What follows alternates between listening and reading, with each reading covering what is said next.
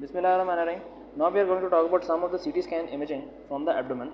So here you can see the number one picture is about like this picture. So this big structure over here, like this big structure, this is the liver. So basically the very first thing that you must locate whenever you see a CT scan, let me zoom it in. The very first thing that you must be able to locate is the vertebra. Like this thing is the vertebra. Just anterior to the vertebra we have the abdominal aorta, as they have depicted over here. Like this is the abdominal aorta, right? This thing is abdominal aorta. Then just to the right of the abdominal aorta we'll have the inferior vena cava, like this structure. This thing, it is the inferior vena cava that is present to the right of it. And if there is a large area of opacity that on the right side, so that is most probably the liver. Right side, right on the left side we have the spleen. And if you get some area in which you can see bubbles and some opacity like white areas, and along with them you have, there are some bubbles present, so this area is stomach, which contains some air as well as liquid and stuff like that. And then the diaphragm, okay, so that is a hard structure to find, and they never ask you about identifying the diaphragm.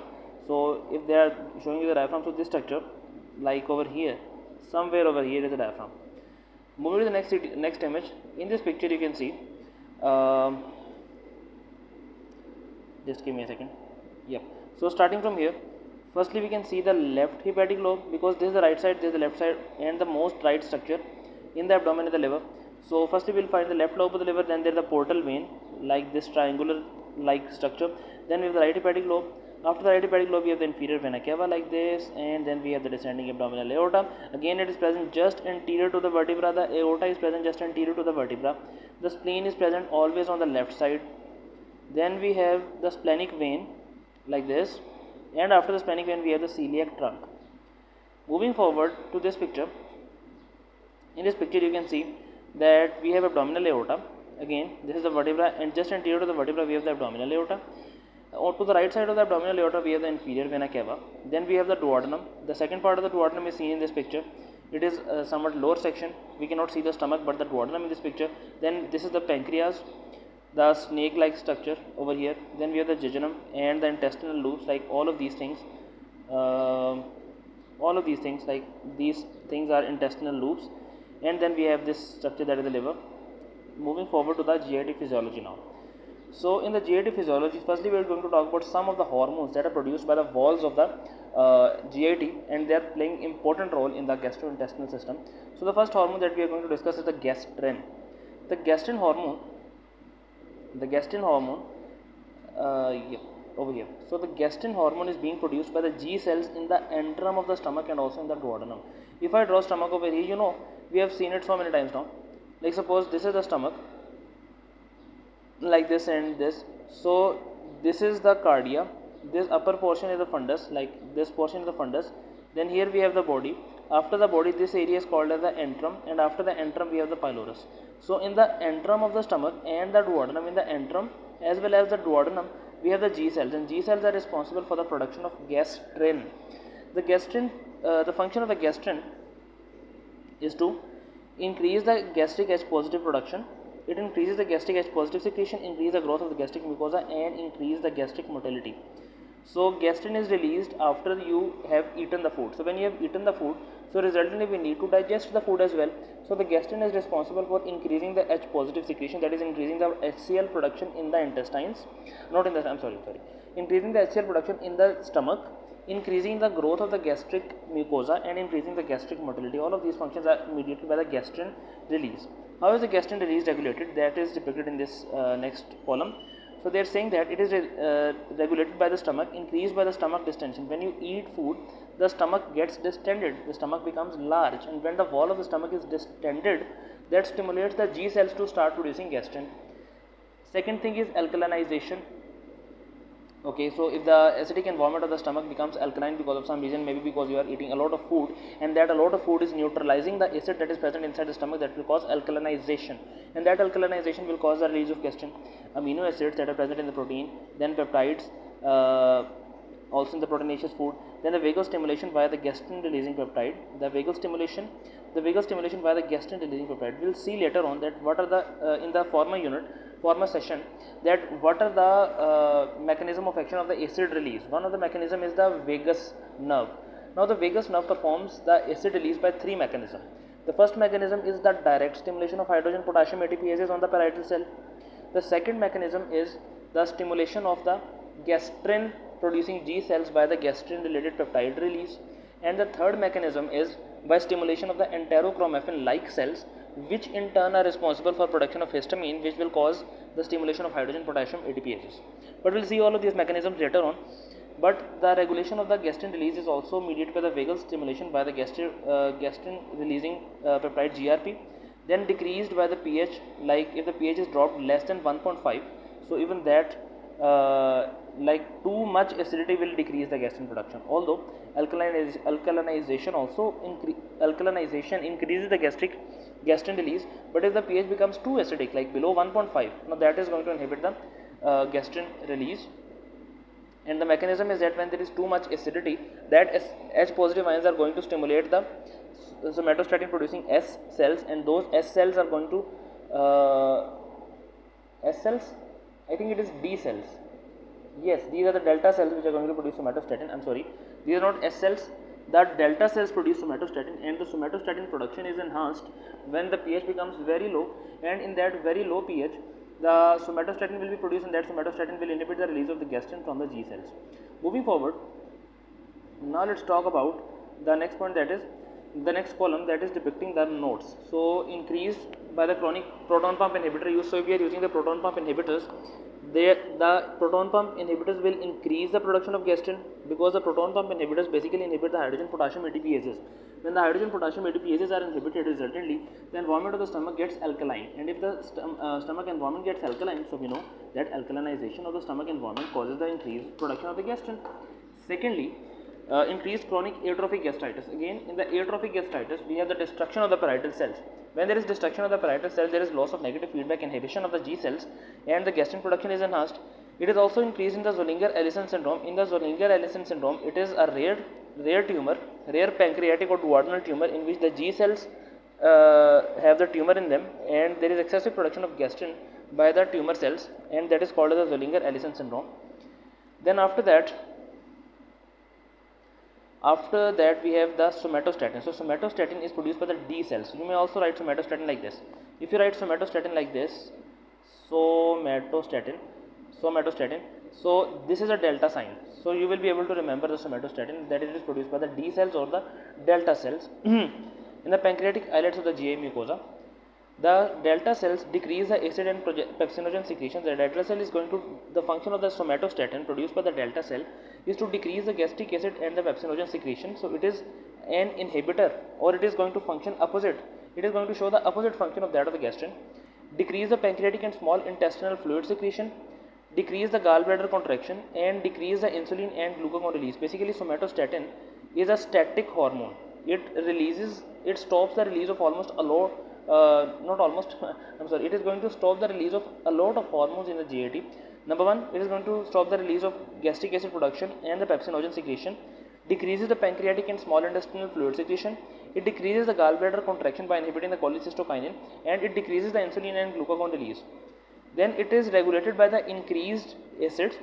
So when there is increased acidity, as we have talked about this, when the pH is dropping below 1.5, whenever there is too much acid in the stomach, that will cause the stimulation of the somatostatin producing delta cells, and that is decreased by the vagal stimulation, because vagal stimulation favors the HCl release in the stomach, and that does so by enhancing the activity of the G cells. So if the G cells are overactive, the delta cells should be stopped. So the somatostatin is decreased by the vagal stimulation. Then the somatostatin inhibits the secretion of various hormones and encourages the somatostasis. Octreotide is an analog used to treat the acromegaly, carcinoid syndrome, and the visceral bleeding. Then we have the cholecystokinin. The cholecystokinin is produced by the eye cells, duodenum and jejunum. The cholecystokinin increases the pancreatic secretions, it increases the gallbladder contractility, it decreases the gastric emptying, and increases the sphincter of ODI relaxation. The regulation of the cholecystokinin is that it is increased by the fatty acid amino acids, and it acts as a neural muscarinic pathways to cause the pancreatic secretion. It acts on the neural muscarinic pathways to cause the pancreatic secretion. And then we have secretin. Secretin is produced by the S cells in the duodenum. The S cells, the secretin increases the pancreatic bicarbonate secretion, it decreases the gastric acid secretion and increases the bile acid secretion. So secretin is produced by the S cells. This is going to increase the pancreatic bicarbonate secretion. As when we were talking about the duodenum, the histology of duodenum, we discussed that there are two stimuli for the production of bicarbonate. One was the Brunner gland, and the second was the ductal secretion of bicarbonate by the pancreas that was stimulated by the secretin. So increased bicarbonate secretion and decrease the gastric acid secretion. Then we have increased fatty acid in the lumen of the duodenum. The secretin release will be increased by the fatty acids in the lumen of the duodenum. Whenever we eat too much fatty food, so eating too much fatty food will lead to the secretion of the secretin by the S cells in the duodenum. That the secretin is responsible for increasing the bicarbonate, neutralizes the gastric acid in the duodenum, allowing the pancreatic enzymes to function. Then we have glucose dependent insulinotropic peptide. It is very important in the pathophysiology of the it is very important when we are going to talk about the pathophysiology of diabetes. So glucose dependent insulinotropic peptide, it is secreted by the K cells in the duodenum as well as in the jejunum. Now it is produced by the exocrine functionality of the GIP, the glucose dependent insulinotropic peptide is in the exocrine pancreas, it decreases the H positive secretion, and in the endocrine pancreas it increases the insulin release. It is the production of the GIP. So GIP is favoring the insulin release and it inhibits the gastric acid secretion. So it is going to increase the secretion of the glucose dependent insulinotropic peptide increases by the fatty acids, amino acid, oral glucose. So increases by fatty acids, amino acids and oral glucose. Remember that if we are going to give the glucose via IV line, so that will not increase the gastric inhibitory peptide level. The gastric inhibitory peptide level will only be increased when we give oral glucose, and that oral glucose is sensed by the gastric epithelium, and that gastric epithelium will in turn lead to the increased production of the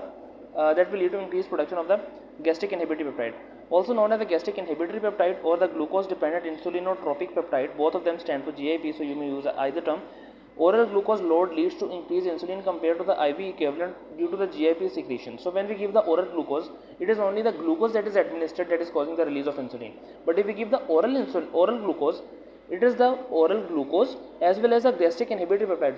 There are two stimuli for the release of insulin, so giving oral glucose will increase the level of insulin release. Then we have motilin. Motilin is produced by the small intestine. The motilin is produced by the small intestine. It produces the migrating motor complexes or the MMCs. It is increased in the fasting state. Motilin receptor agonists, for example the erythromycin, are used to stimulate the intestinal peristalsis. The vasoactive intestinal peptide or the VIP, it is produced by the parasympathetic ganglia in the sphincter, gallbladder and small intestine. Increase the intestinal water and electrolyte secretion and increase the relaxation of intestinal smooth muscles and the sphincters. Okay, so VIP is going to favor the intestinal water and electrolyte secretion and also increases the relaxation of the intestinal smooth muscles and sphincters. It is increased by the distension and vagal stimulation. The vasoactive intestinal peptide is increased by the distension and the vagal stimulation and decreased by the adrenergic input.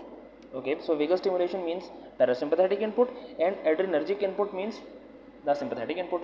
So the sympathetic stimulation will decrease the production of vasoactive intestinal peptide. Then we have VIPoma, that is the tumor of the VIP producing cells, which are the parasympathetic ganglia in the sphincters and the gallbladder and small intestine. So the VIPoma, non-alpha, non-beta islet pancreatic tumor. So there are some cells in the pancreas that are also responsible for the production of VIP. So non-alpha, non-beta islet pancreatic tumor that secretes the VIP, that will result in the watery diarrhea, hypokalemia and achloridria, that is also called as WDHS syndrome, right? So in WDHS syndrome we have watery diarrhea, then we have hypokalemia and also the achloridria. Achloridria means decreased acid production in the stomach. Then we have next point, that is just give me a second. The next point is about the nitric oxide. So nitric oxide, as you all know, is a vasodilator. So increased smooth muscle relaxation including the lower esophageal sphincter. Then we have loss of the nitric oxide secretion is implicated in increased lower esophageal sphincter of the lower esophageal sphincter tone of the achalasia. So loss of the nitric oxide secretion implicated in the increased lower esophageal sphincter tone of achalasia. Then we have the ghrelin. Ghrelin is produced by the stomach and that increases the appetite. The ghrelin is increased, so the ghrelin is responsible for increasing the appetite. So logically, it must be increased in the fasting state when we must be hungry, and it is decreased by taking the food, right? So it is also going to increase in the Prader-Willi syndrome. That is, Prader-Willi syndrome, we'll see that later on in the biochemistry unit, inshallah. And it is decreased by the gastric bypass surgery, okay, because it is being produced by the stomach, and the food is never coming into the stomach. So after the gastric bypass surgery, the ghrelin is not being produced.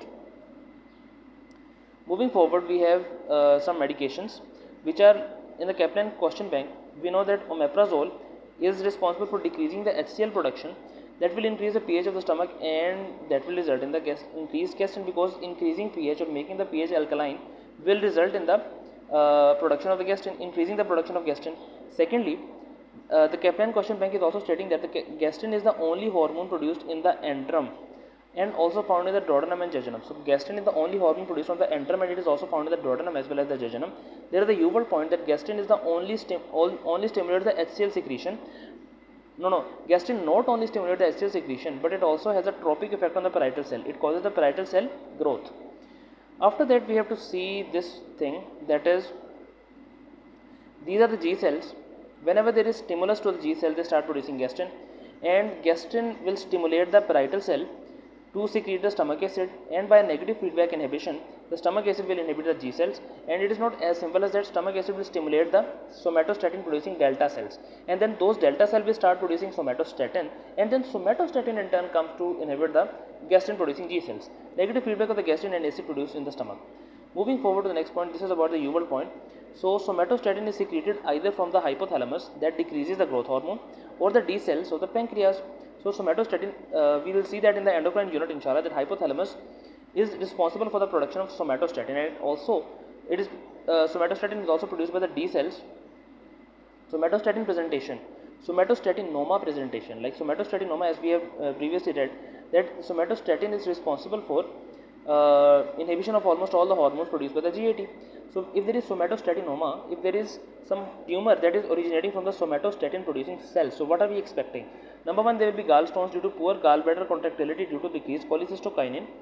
There will be hyperglycemia as it inhibits both insulin and glucagon, but decreased of insulin is more. That is very important point, that although the somatostatin is going to inhibit the release of glucagon and insulin both, but the inhibition of insulin is more in comparison to the glucagon, so we expect hyperglycemia. And then steatorrhea is due to decreased secretin. Okay, so when there is decreased secretin, we know that the secretin is responsible for the production of bicarbonate by the secretin, as depicted over here. It is responsible for increasing the pancreatic bicarbonate secretion, right? Decreasing the gastric acid secretion and bile secretion. So what is the association between steatorrhea and decreased secretin production? We know that the pancreatic hormones, the pancreatic enzymes, not hormones, the pancreatic hormones like trypsin, like lipases, like the chymotrypsin, or maybe the proteases, all of these hormones are they require an alkaline pH to work normally. If the pH is acidic, so they will not be functioning. Now if we say that secretin is not being released, so it means the bicarbonate is not being produced, and if the bicarbonate is not produced, the acidic chyme that was coming from the stomach is not neutralized, and resultantly the pH inside the duodenum becomes acidic, and that inhibits the functionality of the pancreatic enzymes. And when the pancreatic enzymes, for example the lipase, is not functioning, so what do we expect? It is fatty stool or steatorrhea because of decreased secretin. There is an NBME point that high somatostatin level does not affect the growth hormone, as it does not decrease the growth hormone from the normal pituitary gland, but instead it does so in the growth hormone secreting adenomas. The high level of somatostatin level does not affect the growth hormone, as it does not decrease the growth hormone from the normal pituitary gland, but instead it does in the growth hormone secreting adenomas. You didn't get it? High somatostatin level does not affect the growth hormone. So if we have increased production of somatostatin in the circulation coming from the delta cells of the GIT, that is not going to affect the growth hormone, as it does not decrease the growth hormone from the normal pituitary, but instead it does so in the growth hormone secreting adenomas. Okay, I still didn't get it. Then there is the USMLE RX point, that the pain in the cholecystitis with the fatty meals is the cause of pain in the cholecystitis with the fatty meal is increased cholecystokinin in response to fatty meals. We know that in this table we have seen the cholecystokinin which is present over here, it is increased by the fatty acids and fatty food and amino acids. So when we take too much fatty food, that will cause the enhanced production of cholecystokinin. And in the case of gallstones or the cholecystitis, the problem is, suppose cholecystitis or the calculus cholecystitis, the problem is that there is some impaction of the stone on the gallbladder neck, and when there is increased cholecystokinin production, so there will be contraction of the gallbladder, and when the gallbladder is contracted, the contraction will cause the impaction of the stone, like the gallbladder is contracting against the impacted stone, and that will result in severe pain in response to fatty food. There is the Uworld point that a prolonged course of total par enteral nutrition is often complicated by the formation of gallstones. Why? It is caused by the biliary stasis. Like if you are taking the parenteral nutrition, your GIT is not stimulated, the cholecystokinin will not be released, and ultimately there will be biliary stasis, and caused by the biliary stasis and from the absent enteric stimulation secondary to the decreased cholecystokinin release. And if there is biliary stasis, so resultantly what are we expecting? If the bile is static inside the GIT, inside the gallbladder, so we will not have the movement of the gallbladder, that will cause the formation of biliary sludge or maybe even the gallstones. In this picture you can see that when the fat and protein rich chyme is entering the duodenum, it will start producing the cholecystokinin. The cholecystokinin will start producing the pancreatic enzyme secretion from the acinar cells. Then those cholecystokinin molecules will cause the gallbladder contraction like this. The pancreatic juice will continue with the pancreatic juice in the next session. I have some important thing to do, but we'll resume soon inshallah. Until next time, Allah Hafiz, Fi Manillah, and take care.